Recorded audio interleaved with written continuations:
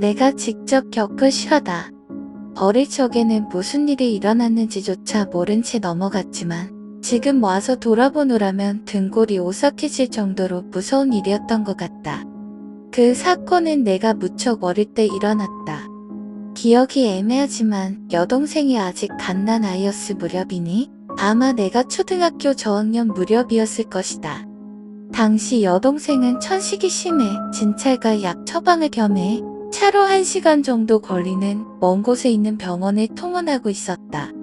나는 딱히 병은 없었지만 매번 동생과 어머니를 따라갔다. 어렸을 때는 설령 병원에 가는 것이라도 멀리 나가는 건 다 즐거운 법이다. 게다가 가는 도중에 음식점에 들러 외식을 할 때도 많았기 때문이었다. 하지만 어머니 입장에서는 아픈 동생 챙기기도 힘든데 나까지 따라오니 무척 힘드셨을 것이다. 너는 집에 있으렴. 이라는 소리를 매번 들었지만 그럼에도 나는 늘 고집을 피워갔지 병원에 따라다녔다. 병원에 가면 여동생이 진찰을 받을 동안 나는 병원 안을 이리저리 돌아다니곤 했다. 그날 역시 평소처럼 넓은 병원 안을 탐험하는 기분으로 돌아다니고 있는데 갑자기 환자복을 입은 처음 보는 할머니가 말을 걸었다. 사탕 먹을래? 새하얀 백발인 와중에 듬성듬성 보이는 검은 머리가 눈에 확 들어왔다. 그 할머니는 몹시 몸집이 작은 데다 심하게 야위 있었다. 안색도 영 좋지 않아 건강이 안 좋은 것처럼 보였다. 무슨 생각이라도 골똘히 하는 듯 어두운 표정에 몹시 지친 것 같은 얼굴이었다. 무엇보다도 나를 보는 눈이 몹시 무서웠던 기억이 난다. 할머니는 나는 여기 입원해 있단다. 라고 말했다.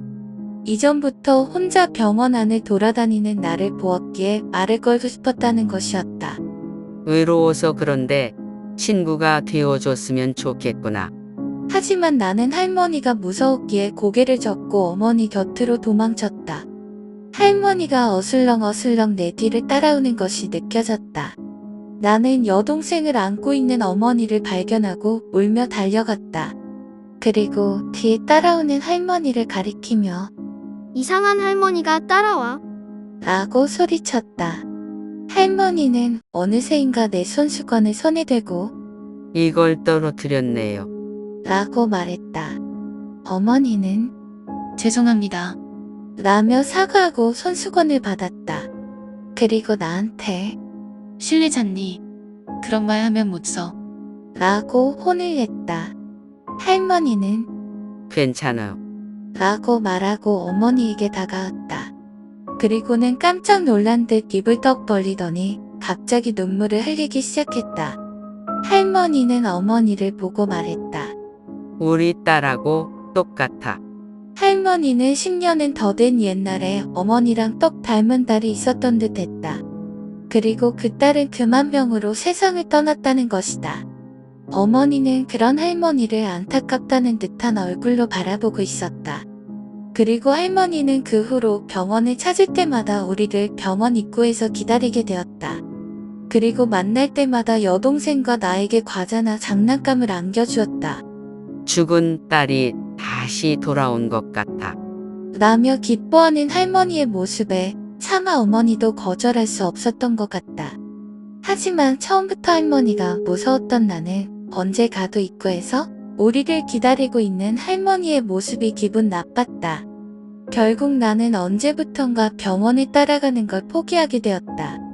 그렇게 몇 달 정도 지났을 무렵이었다. 갑자기 어머니가 나에게 동생 병원 가는데 같이 안 갈래? 라고 권해오셨다. 나는 이상하다 싶으면서도 혹시 진짜 끝나고 돌아오는 길에 맛있는 거라도 사주시나 하는 생각에 고개를 끄덕였다. 병원에 도착해 여동생의 진찰이 끝나고 어머니와 수납을 기다리고 있을 무렵이었다. 그때까지 할머니의 모습은 전혀 보이지 않았기에 오늘은 없나 보다. 혹시 퇴원했나? 하는 생각을 하고 있었다. 그 순간 등 뒤에서 소리가 났다. 찾았다. 뒤를 돌아보니 할머니가 있었다. 어머니는 잔뜩 긴장한 얼굴이었다. 할머니는 늘상 입던 환자복이 아니라 사복을 입고 있었다. A씨, 요새 월요일마다 기다렸는데 못 봐서 서운했어. 통원하는 요일이 바뀌었으면 알려줘야지. 할머니는 어머니에게 질책하듯 말한 후 나를 보며 웃었다. 오래간만이네. 케이군. 오늘은 아줌마가 맛있는 걸 사줄게. 거절하는 어머니를 억지로 밀어붙여 할머니는 우리를 가까운 패밀리 레스토랑으로 데리고 갔다. 식사하는 동안 할머니는 계속 웃고 있었다. 할머니와 어머니가 이상한 대화를 했던 게 아직도 기억에 남아있다. 2개 있으니까 괜찮잖아. 그런 소리 그만 좀 하세요. 괜찮잖아. 경찰을 부를 거예요. 그럼 이걸 읽어봐. 할머니는 어머니에게 봉투를 건네주었다. 그날 집에 돌아올 때는 평소와는 다른 도로로 돌아왔다. 그리고 차 안에서 어머니는 이상한 질문을 했다. 케이야, 너 Y가 소중하다고 생각하니? 응, 너는 오빠니까 무슨 일이 생기면 Y를 꼭 지켜줘야 해. 응, 다음 주부터는 너도 Y랑 같이 병원에 와서 옆에 꼭 붙어서 지켜주는 거다. 응. 그 당시에는 왜 어머니가 그런 말을 하는지 알 수 없었다. 그리고 그날 이후로 매번 병원에 갈 때마다 만나던 할머니를 다시는 볼 수 없었다. 그리고 그로부터 10년가량 지난 어느 날 나는 어머니에게 그때 그 할머니, 그러고 보니 어떻게 지내고 있을까? 하고 물었다. 돌아온 어머니의 대답에 나는 경악을 금할 수 없었다. 그 사람은 아마 이미 죽었을 거야. 그리고 그 사람 할머니가 아니라 나랑 동갑이었어. 나는 깜짝 놀랐다. 당시 어머니는 30대였다.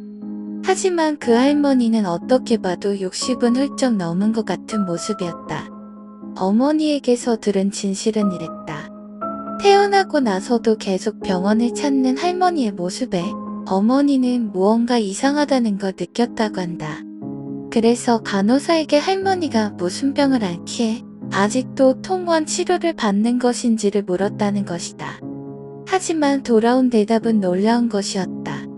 할머니는 병 때문에 입원한 것이 아니라 정서 불안으로 인해 자살을 지속적으로 시도한 탓에 입원했었던 것이다. 딸이 죽은 충격 때문에 자살을 시도했고 그 와중에 심신이 쇠약해져 외모마저 급속도로 노화되었던 것이다. 죽은 딸은 갓난아기였다. 즉 어머니와 닮았을 리가 없는 것이다. 그러고 보면 할머니가 어머니를 향해 우리 딸하고 똑같아. 라고 말했던 순간 어머니는 팔에 여동생을 안고 있었다. 할머니의 눈에 들어온 것은 어머니가 아니라 여동생이었던 것이다. 처음에는 상냥했던 할머니였지만 점차 어머니에게 여동생을 자신에게 넘기라며 집요하게 요구해 오기 시작했다고 한다. 당연히 어머니는 거절했다. 그리고 혹시나 여동생을 할머니가 유괴라도 할까봐 나를 보디가드 삼아 병원에 같이 데리고 왔던 것이었다. 이야기를 마친 후 어머니는 그때까지도 가지고 있던 할머니가 줬던 봉투를 내게 보여줬다. 안에 들어있던 편지에는 짧은 문장 몇 줄만 있을 뿐이었다. 딸 곁으로 갑니다. 당신 탓입니다. 계속 원망하겠습니다.